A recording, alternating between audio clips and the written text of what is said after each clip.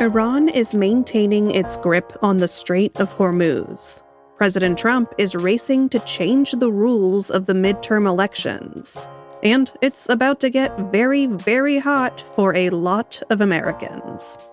That's some of what we'll get to on The 7 from The Washington Post. I'm Hannah Jewell. It's Monday, June 29th. Let's get you caught up with today's 7 stories. Number 1. Iran is insisting it has sole control of the Strait of Hormuz. Last week, a commercial ship attempted to take a new route through the Strait of Hormuz, which would only pass through Oman's territorial waters. But Iran attacked it anyway. Since then, the U.S. and Iran both launched fresh strikes. It has tested a fragile ceasefire between the two countries. That ceasefire was built on an agreement to allow safe passage of vessels through the strait.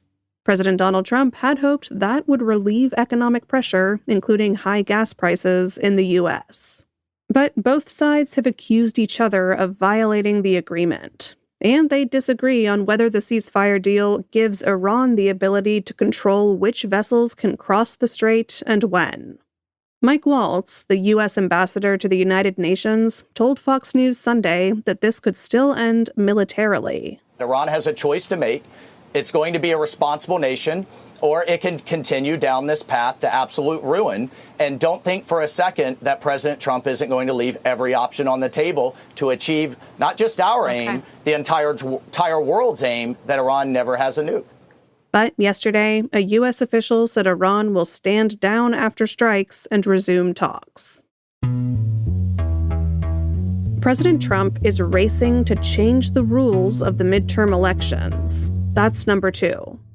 The president has spent months trying to alter how the midterms will be conducted. He has issued executive orders on voting rules and supported Justice Department investigations of past elections. He's pressed Republicans in Congress to require Americans to provide proof of citizenship to register to vote. He has called for sharply curbing mail voting, and he has urged ending the use of voting machines. But his plans keep facing obstacles. They've been challenged by Republican senators and in the courts. That pushback has infuriated the president, who has ramped up his threats and demands. He is growing increasingly worried about the investigations and impeachment that could come if Democrats retake Congress. Trump's urgent push to change election rules is creating headaches for election officials and risks confusing voters. It could also reanimate conspiracy theories about rigged elections and spur post-election disputes. Number 3. Comedian Bill Maher was awarded the Mark Twain Prize for American Humor at the Kennedy Center. It's been a rocky few months at the Kennedy Center. Most recently, the D.C. Arts Institution was ordered by a judge to drop Trump's name from its new Trump Kennedy Center branding.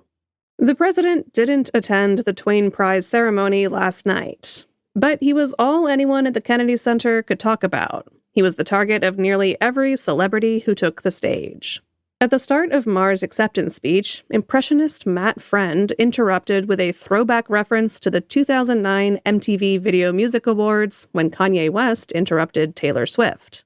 For the next 4 minutes, Maher sparred with Friend in character as Trump, who said he, in fact, deserved the award. On the red carpet before the ceremony, an AP reporter asked Maher how it felt to be compared to Mark Twain. Great. Sure. I mean, come on. Who doesn't like awards and who wouldn't want to be compared to Mark Twain, especially for what I do? For the thing I do, comedy, this is the highest award you can get. And, they've had a lot of amazing winners who I'm huge fans of. Not all of them were anything like Mark Twain. I am at least somewhat like Mark Twain. He bashed religion always. He took on both sides. There's that element that adds something to it to me. You can find all our takeaways from the ceremony in today's 7 newsletter. Number 4. A dangerous heat dome will envelop the eastern U.S. this week. As many as 37 states could see heat records broken this week as a heat dome intensifies and expands from the Midwest to the East Coast. The forecast sounds like it's going to be absolutely miserable.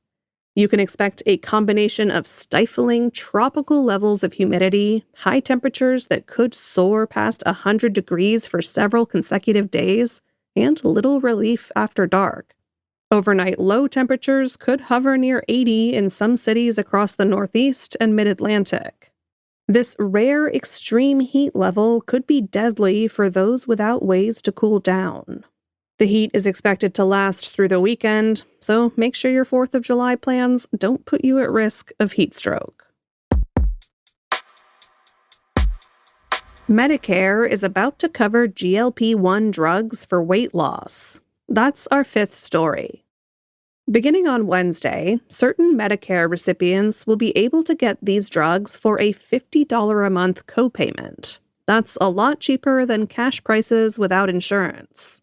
The change is expected to lead to a surge in prescriptions for patients 65 and older and younger people with disabilities. 70 million Americans are covered by Medicare or Medicare Advantage. But there are some important considerations to know about this Trump administration initiative. For one thing, the coverage is only for a temporary trial period of 18 months. So anyone who gets on the drugs may have to pay higher cash prices or stop taking them after that. Based on the current GLP-1s, that would probably cause their weight to rebound. Also, not everyone will qualify. It will be targeted at people according to their BMI and other health considerations. Number 6. A rare tick-borne disease is on the rise in the U.S. Cases of Powassan virus disease have hit the news in recent months because of its potentially life-altering and sometimes fatal symptoms. Those could include neurological problems such as memory loss, difficulty speaking, and seizures. Powassan virus disease is quite rare, but there's been an uptick in cases in recent years. According to the CDC, in 2015, there were 7 reported cases. In 2025, there were 76. Cases are rising because of climate change. Ticks do better in warmer weather and for a longer part of the year. If this is stressing you out a little, we have tips linked in our newsletter today on what to do if you find a tick attached to your skin. The short version is, make sure you know how to remove and document a tick bite and when to seek medical advice. And at number 7, how much do you know about American history and government? We made a quiz to find out. The 4th of July mostly brings thoughts of cookouts, baseball, and fireworks.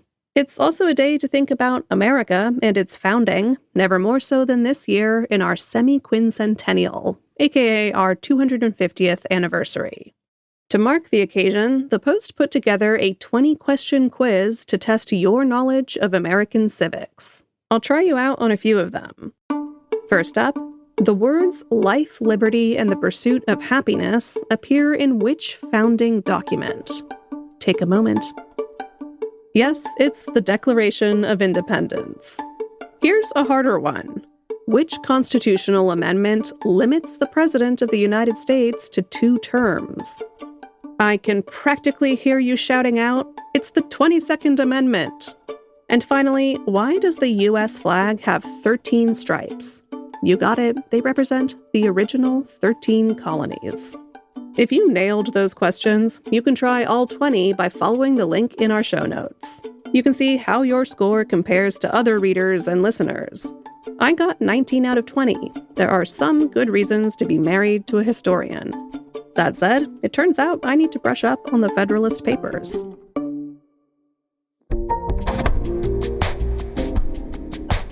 All right, you're all caught up. Speaking of the 4th of July, as America approaches its 250th birthday, there's never been a better time to stay connected to the stories shaping our nation. Right now, you can get the Washington Post for just $20 for your first year. After the first year, it'll cost $140 a year. You can cancel anytime. That's unlimited digital access to trusted journalism that helps you understand the people, ideas, and events shaping America's future. Go to WashingtonPost.com/subscribe and get ready for what's next with The Post.